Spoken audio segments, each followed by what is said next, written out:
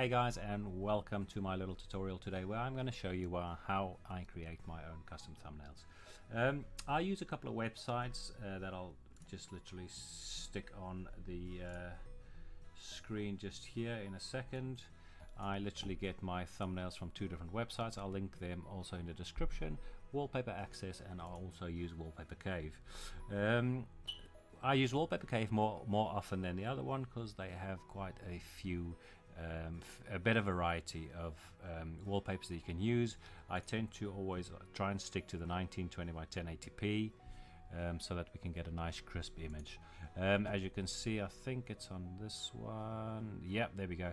This is the image that I downloaded for my last number 30, I think my live stream number 30. So we'll be focusing on that just now and changing that thumbnail to my 31 for my new live stream. But I'm going to start off with obviously people using other people's thumbnails. So for instance, I'm going on to my boy Ali A, who is a great content creator. I'm going on his, and say for instance I want to use that little bad boy over there.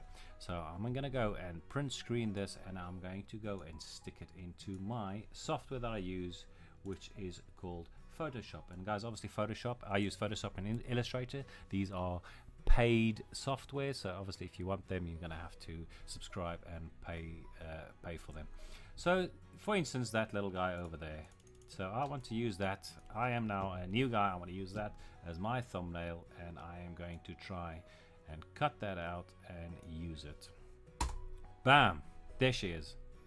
No guys, this absolutely looks nonsense. We don't want to do that. We literally want to use and create our own one. For argument's sake though, say for instance there is someone that wants to use this, but they want to get rid of the dinosaur because that is, say, Ali A's logo, but I don't want him to know about it. I am going to use that and cut that out. So I literally, you literally going into my wand tool, and I say, come here little dinosaur. Let's just use the quick selection tools better. Use that little quick selection tool here, and we say, Ali A, I'm going to use your thumbnail. I want to get rid of this guy over here. Boom. There he is. He's gone. With that little bit there as well. He's gone. So guys, as you can see, you're going to end up with a big blob in the middle of your thumbnail. You don't want to do that. Just for argument's sake, I want to show you guys what it'll look like if I save that as a JPEG. Number one, I can't save that as a PSD because obviously YouTube does not recognize PSD files. You're going to end up with that, and to try and stick something over there, guys, it's just a no-no. Don't go down that route. Give Ali some love. He's a good content creator. So what we're going to do to show you today is first of all, I'll show you as well just a different variety of that. This is literally, I've taken a wallpaper from there. Say Jack has put his logo on here, and he is gonna go, this is, guys, this, if I've saved this now, this will be an Illustrator file. So I go file, save as, boom, download one. It'll be an Illustrator file, which as you can see down here has got different layers. So my text 1 will be highlighted there, my text 2 will be highlighted there, and obviously the background will be highlighted there. So if I save that, it will be saved as an Illustrator file. So just to go back, oops, redo. Just go back. I mean, I can move and do whatever I want with these. I can literally move them around, paste them, delete them, do whatever. So if I save this as a JPEG, just for argument's sake, as a new logo, you'll see down here it just becomes one solid image. I won't be able to remove that text.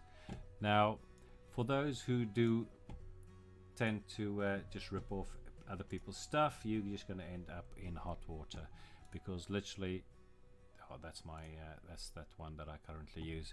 You are literally just going to cause yourself some bother. So if I use this one for instance, which is the one that I have literally just had open there, and you'll see that it's just literally just a one file. I'm just going to open that so I can do whatever I want with it.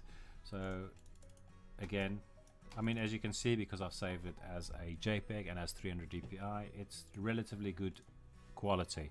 But if I want to go and steal my own stuff and use it now in a different environment, say this is now mine, guys, don't go and do that. You're going to end up with nonsense. You're going to end up with copyright, all sorts of nonsense, and plus you'll end up with a big hole in your thumbnail. So I'm only doing this tutorial obviously to show people what not to do, and then I'm going to show you now the correct way of how to do your own. So let's get rid of that. No, I don't want to save that.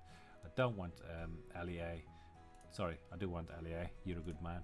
But I want to get back to my one that I created. As you can see on the side here, there's all different textures that I've added on, different bevels, drop shadows. I've got my Victory Royale logo. Very rare, few times that I do get them. I can update my thumbnail and post that as well.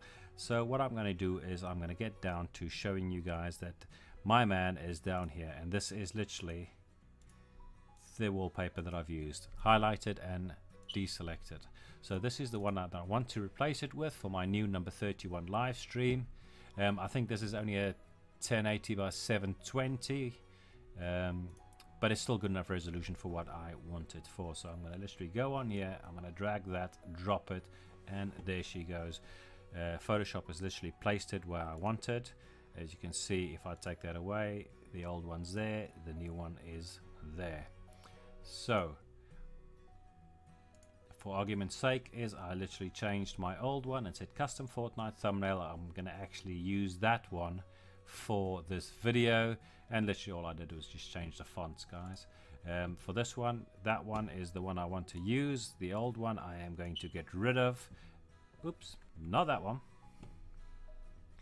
The old one, number 30, is the one I'm going to get rid of, and I'm also going to change my text to say, not that one, but I want my text to change to say this will be my Fortnite live stream number 31.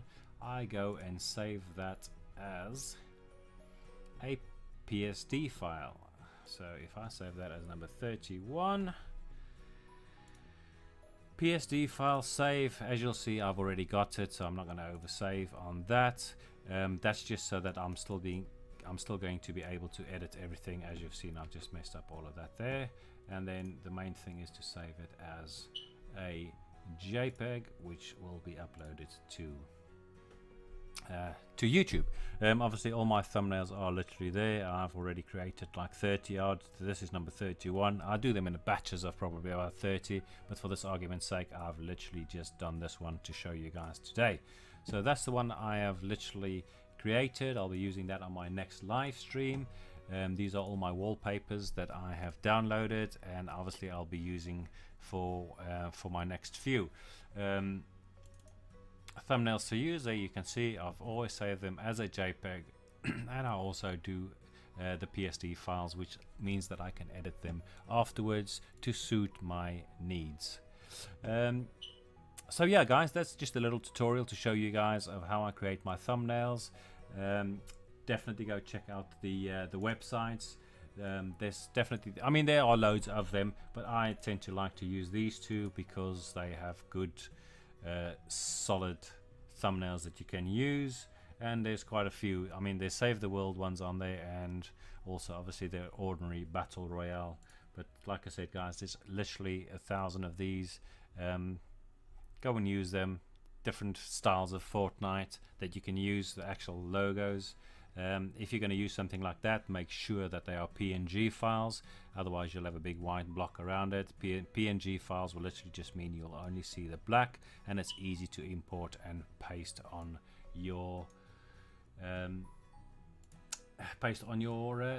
new thumbnail. So there we go, guys, that's my thumbnail. Just a little short tutorial to show you how I go about creating them.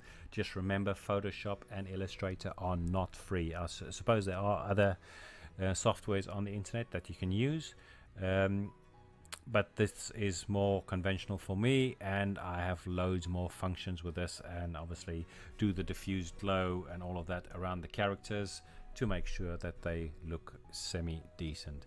So guys, thank you very much for popping in and having a look at how I create my thumbnails. I hope to see you soon, and have a good one. And that is bye for now, guys.